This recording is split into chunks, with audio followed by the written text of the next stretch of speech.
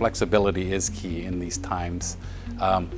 We want to ensure that the high quality education continues to be delivered by the faculty, and that, working with the administration is the only way we see as a path to ensuring that that takes place. The expertise of the faculty in teaching, not in lecturing, not in writing exams, but in getting information into other people's heads, is what's going to see us through this.